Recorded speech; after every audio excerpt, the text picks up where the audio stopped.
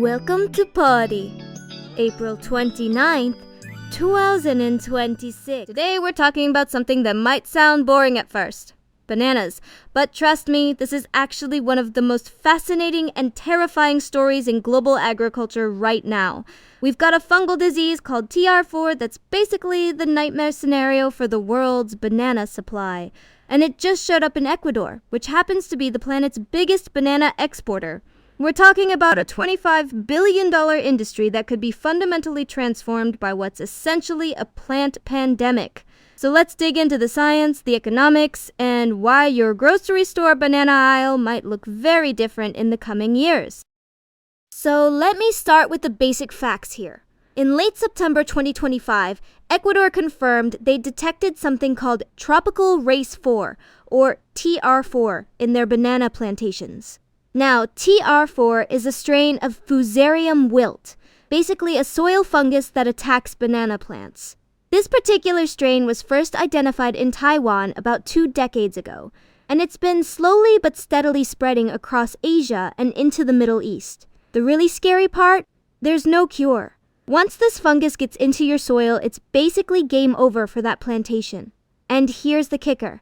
Ecuador ships 285 million 40-pound boxes of bananas annually. We're talking about the world's top banana exporter suddenly facing an existential threat to their entire industry. Now, what makes this whole situation so terrifying is the way we grow bananas commercially. See, the bananas you buy at the grocery store, those are Cavendish bananas, and they're all basically identical clones.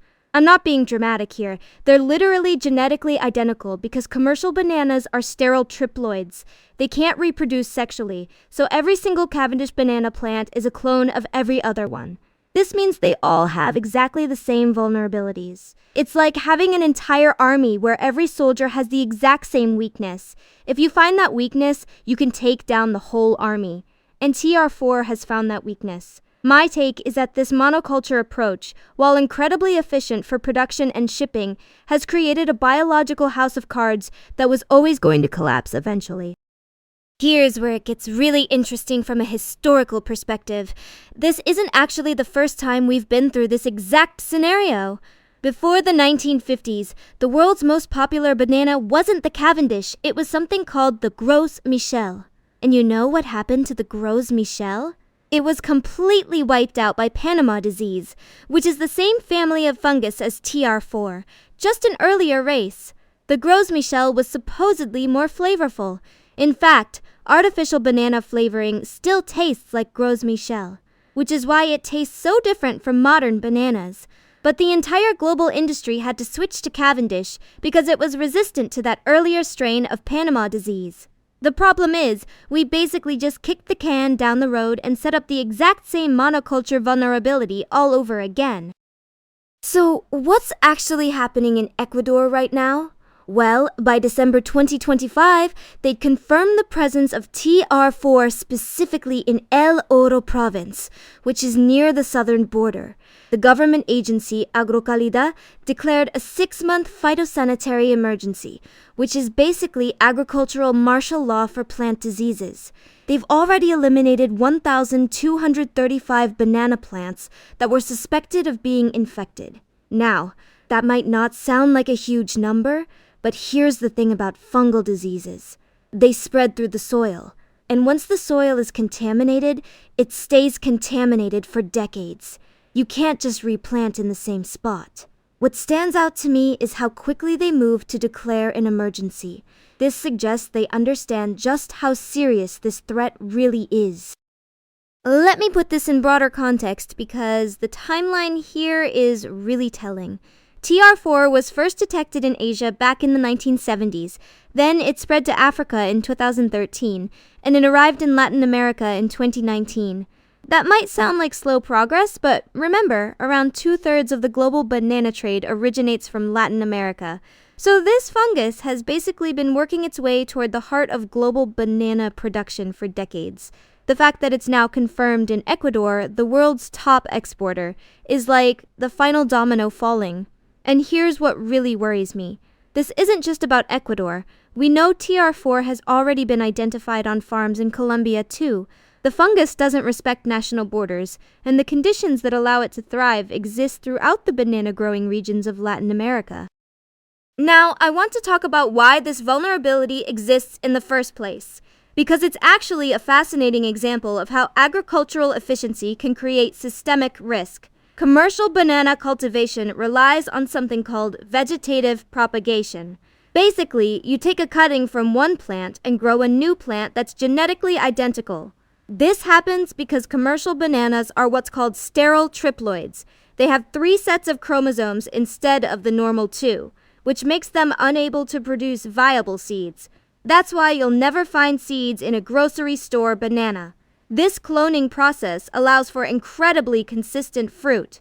Every banana is the same size, same sweetness, same shelf life. It's perfect for global shipping and retail. But it also means that every single Cavendish plant has identical genetic vulnerabilities. The economic implications here are staggering when you really think about it. We're looking at a $25 billion industry that's built on what is essentially a biological monoculture.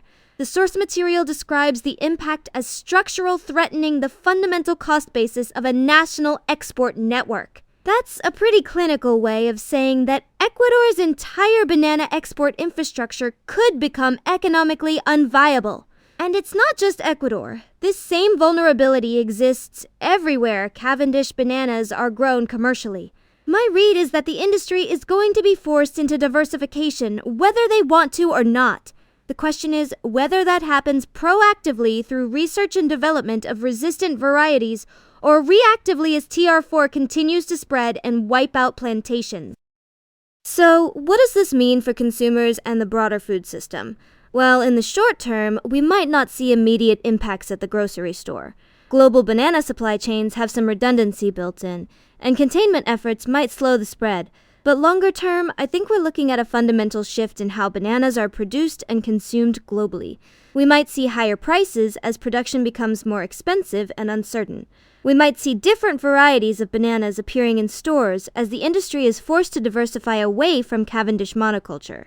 And we might see bananas becoming more of a regional crop rather than a global commodity, which would be a massive change from the current system where you can buy basically identical bananas anywhere in the world. Here's my big takeaway from all this. The TR4 outbreak in Ecuador is really a case study in systemic risk in our global food system. We've optimized for efficiency, consistency, and profit margins, but we've created these incredible vulnerabilities in the process. The banana industry isn't unique in this regard. We see similar monoculture risks in other major crops. But bananas are probably the most extreme example because of the cloning aspect. What I find fascinating is that this is essentially an evolutionary arms race between human agriculture and plant pathogens. And right now, the pathogens are winning. The industry is under pressure to find solutions, whether that's developing resistant varieties, changing cultivation practices, or completely rethinking how we approach banana production. If you're interested in following this story, I'd recommend keeping an eye on agricultural research into banana genetics and any updates from Ecuador's containment efforts. This is definitely a story that's going to evolve over the coming months and years.